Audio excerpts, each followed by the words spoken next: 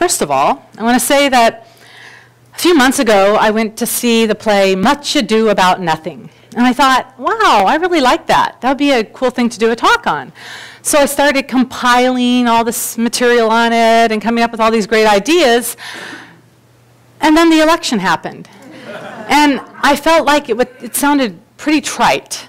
So I thought maybe I should call it Much Ado About maybe something. But then I thought, perhaps there is something to be said about nothing. First of all, any Shakespeare fans out there? Oh, great. Awesome. In fact, I think William would have been a religious science fan had he known about it. After all, he did state, "To thine own self be true. And it is not in the stars to hold our destiny, but in ourselves." Can you resonate with that? If he were alive today, he might be writing things like, "To think or not to think, that is the meditation." Is anybody familiar with the play Much Ado About Nothing? Okay, a couple of you. Well, real quickly, it's a play about relationships. Sandy talked about relationships earlier, but this is kind of where they all go south. And it's a silly play about miscommunication, some deceit, and a little jealousy thrown in for good measure. I know it's hard to imagine this ever occurring in reality. But let's use the play as a metaphor for life. What story are you writing? After all, you are the author of your script. What characters are you adding to the play? To take it a step further and accurately quote Shakespeare this time, he said, "All the world's a stage, and all the men and women merely players. They have their exits and their entrances. And one man in his time plays many parts." So not only are we the authors of our script, but we're the actors as well. I know. It's like good and bad news. We can have many roles in our lifetime. Think of all the different parts you play. How many of you have been a sibling either now or at one time in your life? Raise your hand. Great. How about grandparents? Raise your hand. How about parents? Okay, and I know you've all been a child at some point in your life. But sometimes we also get attached to the roles we play, our career. How about veterans? How many veterans do we have here? Could you raise your hand, please? Great, let's give them a hand. We truly honor your service. So you may have picked, the roles could go on and on and on. The list can be endless, whatever you attach to.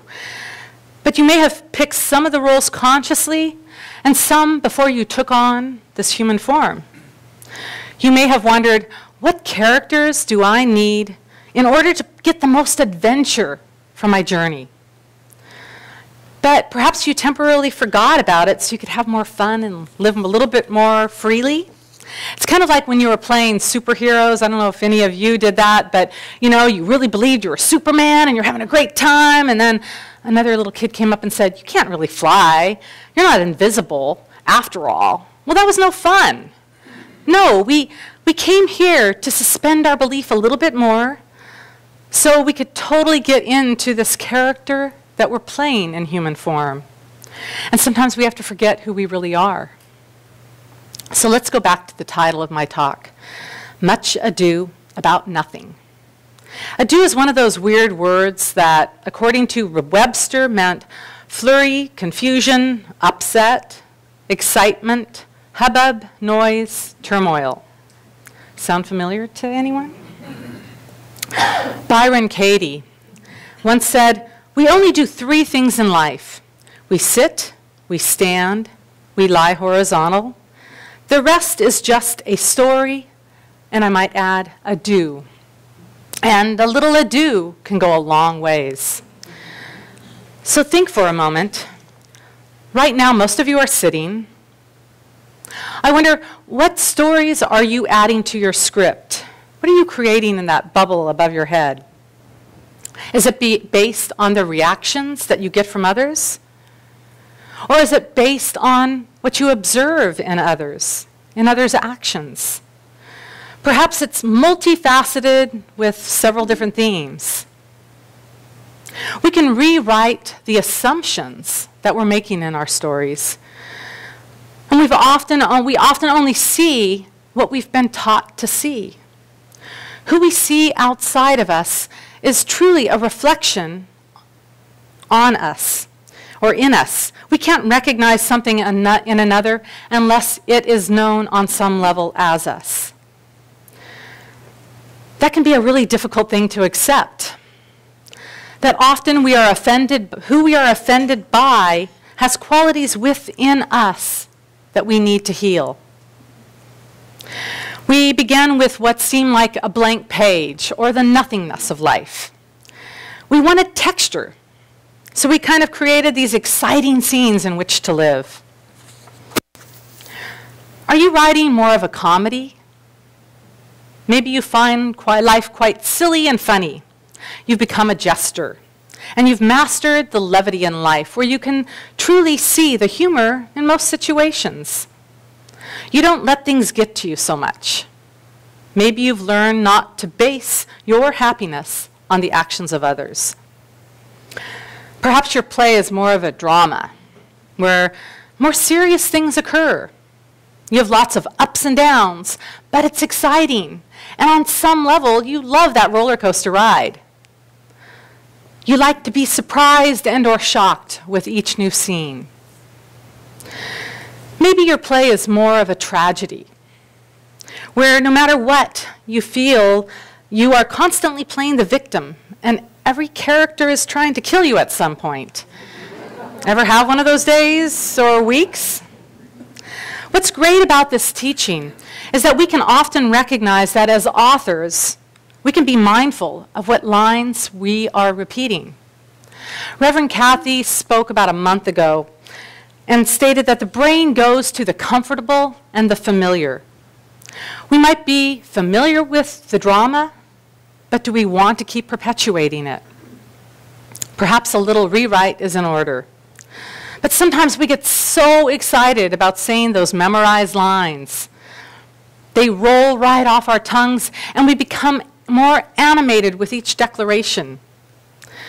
We might say, "You never help out with the house," or "I'm always broke," or "Life is not fair, and I never get who I want or what I want." One of my mother's favorite lines was, "That's just the way it is. What can you do? What can you say?" I know. Stop saying it. Words have power, and if you are writing your script based on belief systems that others gave you, you might want to question them. Sometimes we push against something consciously and create the very thing we are fighting against. Try not to think of a pink elephant. Don't think of a red truck. Don't think of a particular candidate. We have a war on terror, war on drugs, war on poverty. How's this working for us? We put all this energy and attention on what we don't want, that we end up magnifying it even more. Perhaps fighting against something is not effective. We need to focus on what we want. What outcome do we truly desire? Ernest Holmes spoke about this last month in the Science of Mind magazine when he wrote, "Never limit your view of life by any past experience. The possibility of life is inherent within the capacity to imagine what life is, backed by the power to produce this imagery or divine imagination. It is not a question of failing or succeeding. It is simply a question of sticking to an idea until it becomes a tangible reality. The illusion is in the way we look at things. We have looked at poverty, degradation, and misery until they have assumed gigantic proportions. Now, we must look at harmony, happiness, plenty, prosperity, peace, and right action until they appear." Shakespeare wrote, "There is nothing either good or bad. but thinking makes it so. Have you ever noticed that two people could attend the same event or election and come away with surprisingly different responses? Do you let your judgment of others limit your view of life? Sometimes it might take a while to rewrite our tragedy into a drama, or even transform parts of that even into a comedy. Perhaps as time passes, we get to see how the acts of the play fit into the scenes and then make sense in the long run. If I had walked out during the first act of the play, Much Ado, I would have been very confused and probably not liked the play at all. Have any of you had a major life event that turned around into one of the greatest gifts in retrospect? Think about it. John Bidwell, pretty much the founder of Chico, once wrote that when he was a young man in Missouri, just starting out, he had just bought a farm, not the farm, distinction there. When he left for a few days, someone came and stole his farm. Apparently the one who stole it was a very frightening individual, and the authorities didn't want to have anything to do with him, so they didn't pursue it. Bidwell said that was a defining moment of his life. It changed the trajectory. Had he stayed in his victim role, trying to get revenge on the man who stole from him, he might not have come west to California, helped discover gold, and I might not be mentioning him now. There are many other successful people who turned their greatest hardship into one of their biggest blessings. Nelson Mandela, Helen Keller, Malala, to name a few. Rewriting or shifting the emphasis can be a challenge. But if we want to harvest the good in our lives, it's a step we need to take. If you ask yourself in the moment that things seem to be going in a downward spiral, what's possible right now? Quantum physics has shown that our mere observation of something can change the dynamics of it on a molecular level, and then it starts to shift everything. Shift or focus what you want to give power or energy to.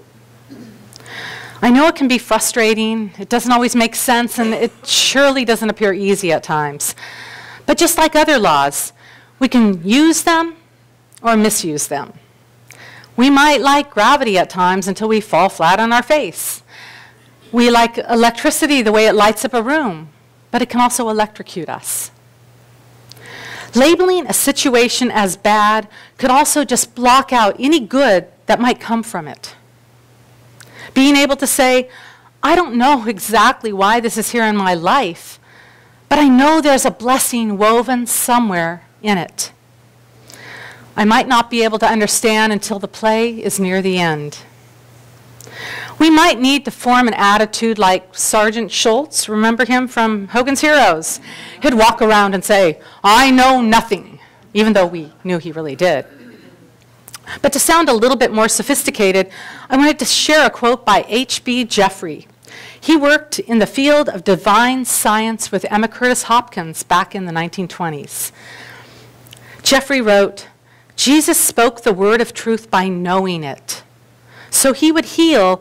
Paradoxical as this may seem, it must be he who sees nothing and therefore makes no effort to heal.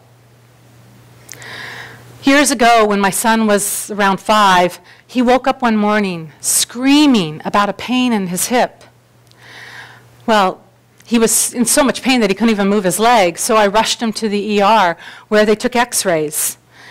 A short time later, the doctors came and told me that he had a virus in his hip bone and would have to be in a body cast for the next 6 months.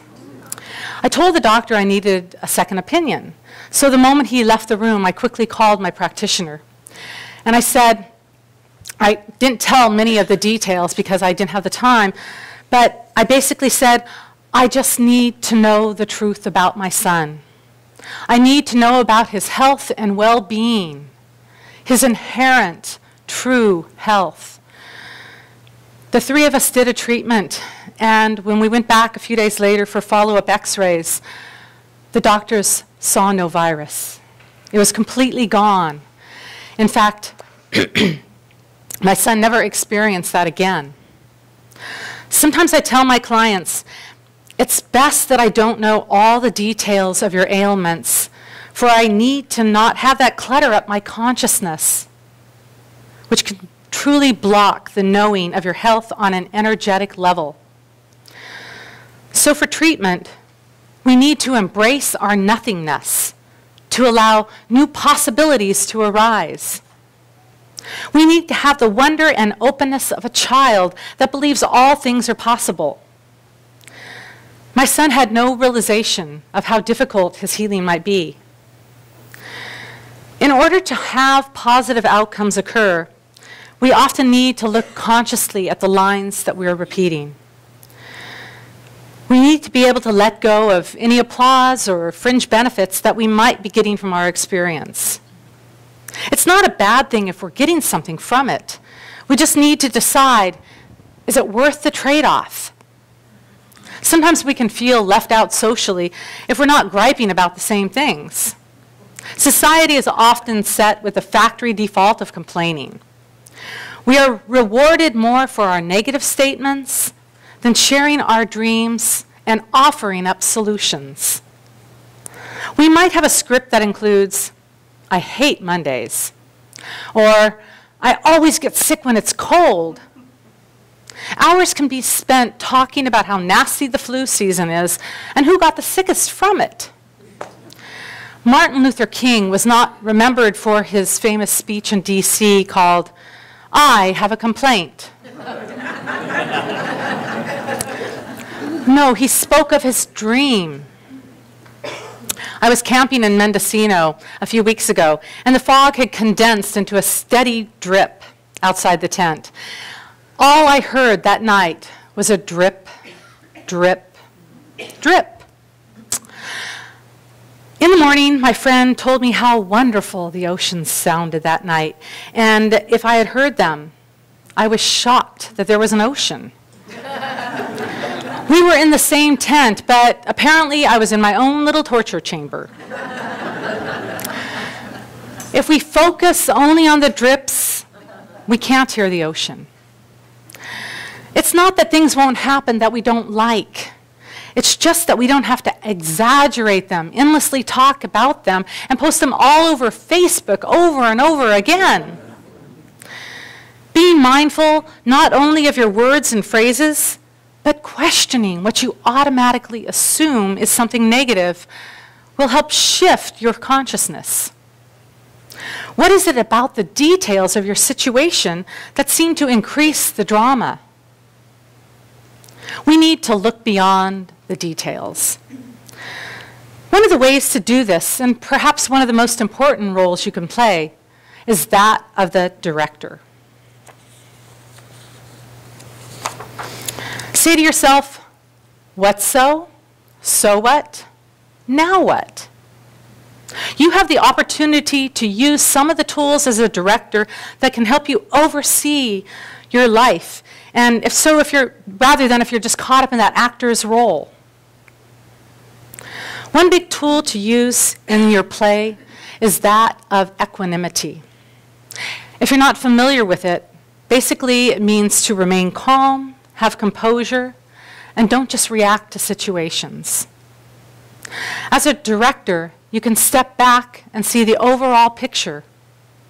You know that despite the ups and downs and missteps, everything will turn out perfectly in the end. Not being overly attached to what is going on, you can allow things to unfold despite any appearance of chaos. In the book E Cubed, it's the follow-up book to E Squared by Pam Grout, and trust me, it's not about math. I would not be reading it. She says something about this. She says, a belief is only a thought we continue to think over and over again.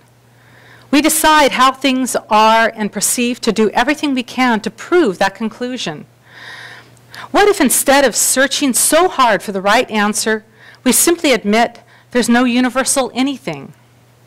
By giving up the notion of absolute reality, We no longer have to defend our positions or cast about aimlessly for someone to blame. Once we quit trying to squish life into our neat little box of right and wrong, we can use this potential to create whatever we want. One tool that you have that you can also use is challenging the actors in your life, also known as you, to revise an old story of complaint and begin to tell the opposite. For instance, you might have said, "I've never been good at relationships." 2, "I'm getting better and better with all my relationships." Or, "I've never been successful." 2, "I'm feeling more success in different areas of my life." Or, "The world is coming to an end," versus, "I can make a difference." You might need to start small with something that you can begin to believe in and get that feeling behind it, for it helps shift your beliefs. Einstein said, "It takes a touch of genius and a lot of courage to move in the opposite direction." For 72 hours, experiment with this. Repeat the opposite and then look for evidence that supports it. That's what you do anyway, but often it can be for the negative. I've heard people say, "I got up on the wrong side of the bed." And then they look for evidence throughout the day to prove that. The universe has so much more to give than our beliefs about it. And so getting back to the nothingness of life and releasing that ado that blocks our allowing, let's recognize that the audience doesn't always see the props that the actors are holding up, but they believe they exist. And at the actor's suggestion, the illusion can be sustained. This is the way to generate joy and gratitude for things not yet demonstrated in your life. Know they exist on a vibrational level. Feel them energetically, and this will eventually lead to their manifestation. For thoughts are energy, and energy becomes matter. There's another way to view the nothingness. Just like in the play, prop up your life with your imagination, for Einstein said imagination is more important than knowledge. If you will, just for a moment now, please close your eyes. Take a deep breath and just relax. And I want you to visualize, what is your dream for our nation? How do you see things unfolding in a positive way? How do you see people relating to one another? Who are you including in this dream? What are we celebrating together? And what positive impacts are we as a nation adding to the world?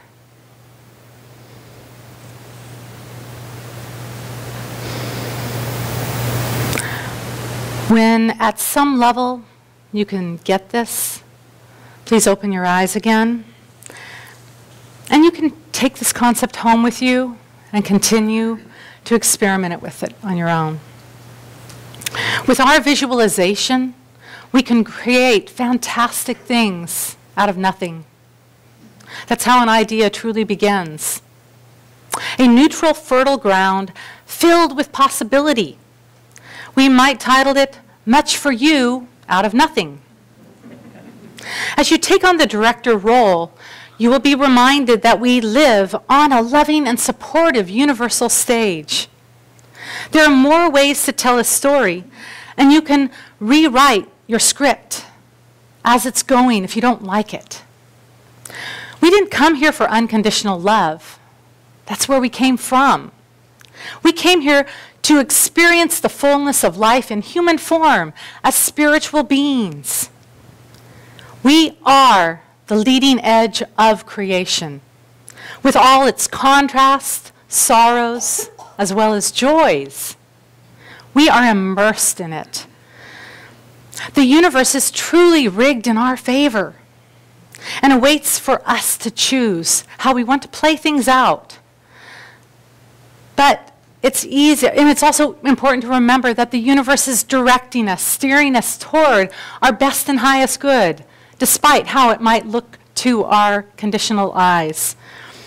So to tweak a Shakespeare line, all's well that ends well, for all's well as it never truly ends. It never ends because we are evolving and unfolding both as individuals, communities, and a world. I have to be honest with you. I totally struggled over what to say this morning because I know our nation is going through a difficult and tender time. The Centers for Spiritual Living believe in creating a world that works for everyone, and so do I. After traveling the world and the country and talking to people one-on-one up close, I truly believe that they just want the best for their families. Some go about getting that through love, and some go about it through fear. As Rumi stated, out beyond ideas of wrongdoing and right-doing, there is a field. I'll meet you there. I don't think he was referring to the field of Gettysburg. Let us begin with a field of consciousness. Please be kind to one another. Offer a hug to someone who might need it, or to somebody who you know is totally different from you. Pay it forward. Do something nice without anybody even knowing. And when you look at someone, please join me in knowing that ultimately we all come from that same loving essence and life force. The light in me honors and recognizes the light in you. Namaste.